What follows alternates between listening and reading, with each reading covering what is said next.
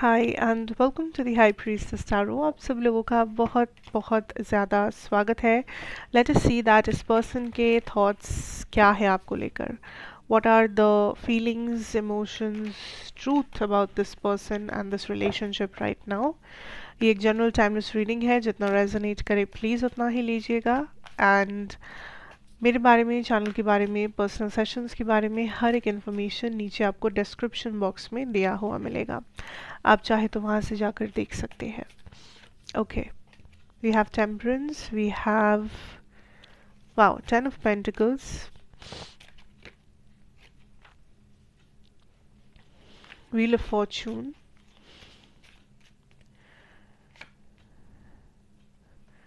The star. Why am I picking up? I'm hearing unauthorized guilty pleasure, hidden secrets. Three of Pentacles. Okay, this could be a third party situation actually.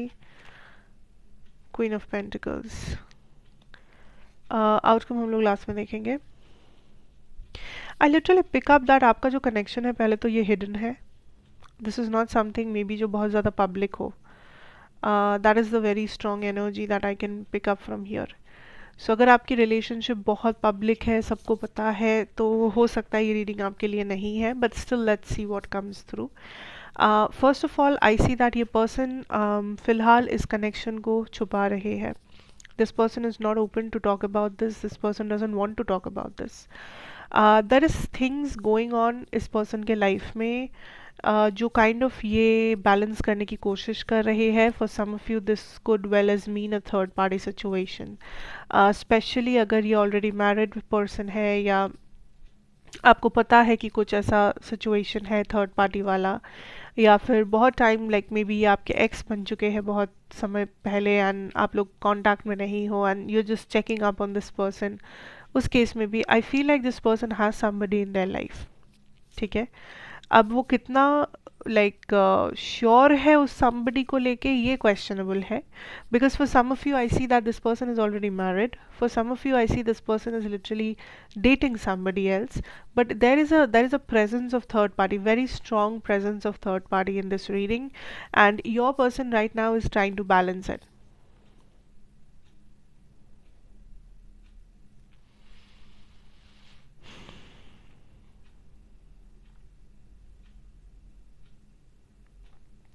ऐसे आप दोनों का situation in the past बहुत सही चल रहा था या बहुत रैंडमली शुरू हुआ था. मतलब आप दोनों, ये रिलेशनशिप बहुत ज़्यादा प्लान्ड नहीं था.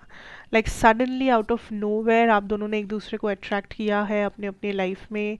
आउट ऑफ नोवेयर आप लोगों ने एक दूसरे के लिए कुछ फील किया है.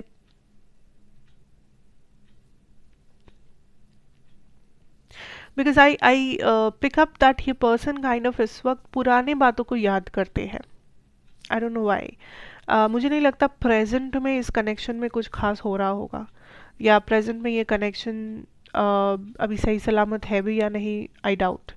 But this person is looking back at the past कि ऐसा होता था वैसा होता था, एंड वो उन मेमोरीज को बहुत चेरिश करते हैं.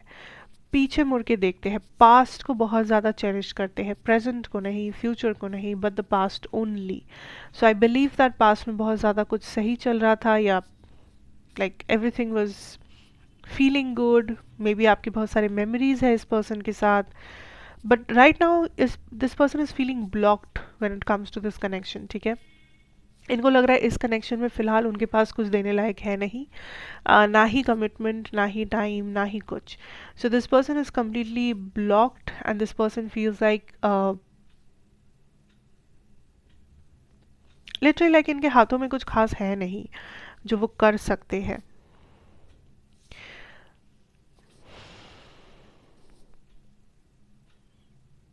This person definitely keeps you on a pedestal. ठीक है, इनको पता है आप क्या एनर्जी लाते हो, इनको पता है आप क्या डिजर्व करते हो, इनको पता है इस कनेक्शन में आपको खुश रखने का मतलब उनको क्या क्या करना पड़ेगा, या this person should act up like आपकी बाउंड्री स्ट्रॉन्ग है, या you are very determined, you are very clear on what you want. लेकिन सिंस ये पर्सन खुद उतना क्लियर नहीं है, या कहीं ना कहीं this person has a lot of self doubt कि वो चीज़ें आपको नहीं दे सकते जो आप डिजर्व करते हो या जो आप डिमांड करते हो. This a lot of things जो इस पर्सन के लाइफ में चल रहा है फिलहाल, थर्ड पार्टी को लेकर, मे बी ऑल्सो अपने फैमिली में, अपने फाइनेंसेस में. This person is like in a soup, like बहुत कुछ एक साथ में हो रहा है. एंड ये थोड़ा सा कंफ्यूज्ड हो गए हैं, ब्लॉक्ड फील कर रहे हैं दैट कौन सा चीज़ पहले संभाले, कौन सा प्रायोरिटी पहले सेट करे. 7 of Wands,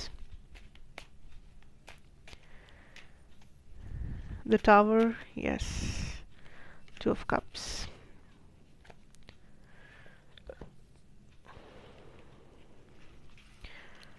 See, basically this person needs to act up. This person needs to decide. सीधी बात. जब तक ये पर्सन डिसाइड नहीं करेंगे ये कनेक्शन नहीं सुधरेगा. जब तक ये पर्सन काइंड ऑफ अपने में क्लियर नहीं होंगे तब तक ये इस कनेक्शन की रिस्पॉन्सिबिलिटी नहीं ले पाएंगे. फिलहाल आपके पर्सन बहुत ज़्यादा कंफ्यूज स्टेट में है एंड मेजॉरिटी प्रायोरिटी इनका कुछ और है. What I can see in the near future is a complete crash down, a complete tower moment, a complete like किसी चीज़ को बनाने के पहले उसको बिल्कुल एकदम ग्राउंड से तोड़ा जाता है. आई सी दैट डिस्ट्रक्शन हैपनिंग. एक बिल्डिंग को बनाने के लिए आपको पहले उस ज़मीन को क्लियर करना पड़ेगा, उस जगह को पूरा खाली करना पड़ेगा, उसके बाद आप एक मजबूत बिल्डिंग उस जगह के ऊपर बना सकते हो. So it is like that. Your person wants this connection but वो फिर से बनाने से पहले ये काइंड ऑफ पूरे जगह को खाली करने आएंगे, पूरे चीज़ को डिस्ट्रॉय करेंगे, पूरे चीज़ को ख़त्म करेंगे आपके साथ, which might seem very scary और वेरी डिस्ट्रक्टिव. बट हाँ, मैं ये भी कहूँगी that this person has a lot of things जो ये सामने नहीं रखते हैं. इस पर्सन को लगता है ये सब कुछ मैनेज कर लेंगे या फिर आपको बताना ज़रूरी नहीं है. But the thing is that this is somebody जो अपने बहुत सारे डिसीजंस को लाइफ में गैम्बल कर रहे हैं, जिसमें से ये रिलेशनशिप एक है. सो ये पर्सन बहुत एक गैम्बल और फ्री माइंडसेट वाले इंसान लग रहे हैं मुझे, जो ज़्यादा दूर का नहीं सोच रहे हैं, ज़्यादा स्टेबल तरीके से नहीं सोच रहे. इनको जब जो सही लग रहा है ये बस वो कर रहे हैं. And right now this person is stuck, this person is blocked because of whatever third party या जो भी इनका प्रायोरिटी है इस टाइम पे. But I see that this person will come back, make some effort to change it with you. लेकिन वो effort जो देंगे वो पहले डिस्ट्रक्शन के रूप में आएगा, वो पहले एंडिंग के रूप में आएगा, वो पहले सब कुछ ख़त्म करेगा, फिर जाके वहाँ पे कुछ शुरू हो सकता है. So that is what I'm picking up. And don't feel scared या don't feel like कि ओ अच्छा ख़त्म मतलब ख़त्म. अक्सर ऐसा होता है कि जो ख़त्म होते हुए दिखता है वो ख़त्म इसलिए हो रहा है ताकि कुछ शुरू हो सके. पर मैं फिर भी आपसे कहूँगी कुछ भी शुरू करने से पहले बहुत ज़्यादा सोच समझ के शुरू करना ही सही होगा. At least given this situation, this third party and what ever is going on. कोई भी डिसीजन ले रहे हो लॉन्ग टर्म सोच समझ के लेना. कोई भी ऐसा डिसीजन जिसमें आपका दिल को आप इन्वॉल्व कर रहे हो, प्यार, emotions, be very very very careful with this person right now.